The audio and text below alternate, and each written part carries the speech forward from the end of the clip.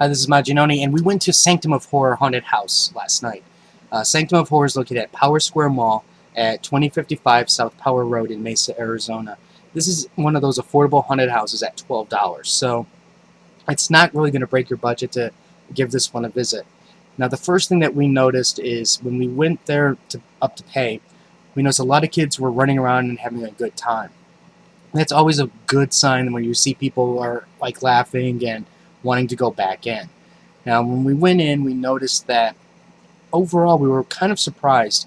Now, we spoke to the owner, and he mentioned this is the first year that they went outside. He mentioned that this was originally like a house haunt, and this is the first time they're actually expanded. So we were really surprised at the attention to detail and how some of these rooms were actually constructed. And they actually did a lot of good things in terms of the surprise gotcha type scares, because like normally a lot of haunts just rely on somebody hiding behind a corner.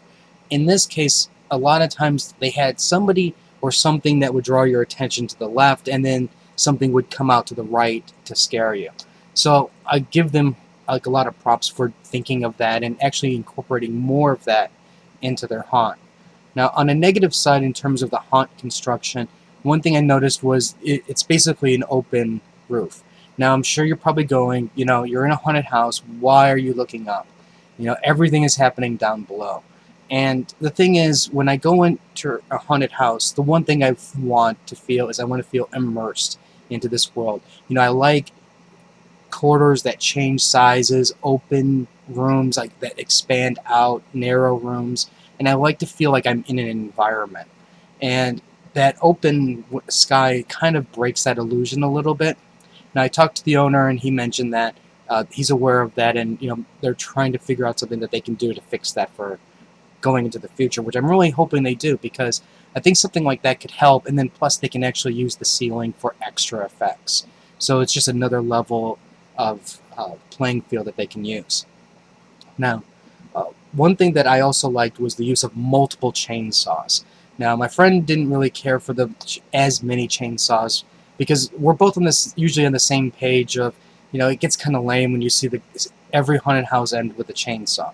But I kind of liked it because what starts to happen is you don't know where they're at, you don't know how many there are, and it creates an illusion in a sense. So I really like that, because you didn't quite know what was still ahead when you just hear chainsaws all around you. Another thing that I noticed was a lot of the beginning of the rooms were very well done, but towards when you got to the end, like I saw lots of opportunity where they could have added things to help spice up the room and make those rooms a little bit more scary looking, or I don't want to say more realistic, but just give it a little bit more like a horror type effect to it. They also did have some clown stuff, which for me also that was an entire section that it could just remove it, replace it with something else. See, the thing is, this haunted house basically has different themed rooms. So while everything is like horror graveyard type thing, then you go to neon colored clowns, and then you go back into horror again. And I don't want to say what type of rooms there are, but it's kind of like it breaks that illusion, and I would just get rid of it entirely. But it definitely needs some extra stuff, because this is actually a very short haunted house. I think it's probably about maybe about 10-15 minutes long, so you're not going to invest a lot of time in here. I mean, we move kind of quickly through the haunted house, so your experience may vary. I'm sure some of those kids were traveling through it faster because they were running. Other people, they get panicked and they just freeze. So I would expect budget around that amount of time. Even though it's short, it's in a very affordable haunt. It's right near a couple of other haunts, so it's definitely worth taking a look if you are on the Mesa side of town.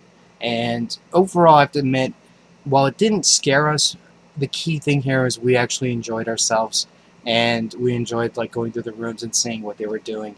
They have some very creative things going on in there. So, anyways, if you have any comments or questions, let me know. Definitely, especially if you have younger kids, just watch the website to see what their age requirement is. I think those are the people who are really going to enjoy it a lot more. And I'll have more reviews later. So until next time.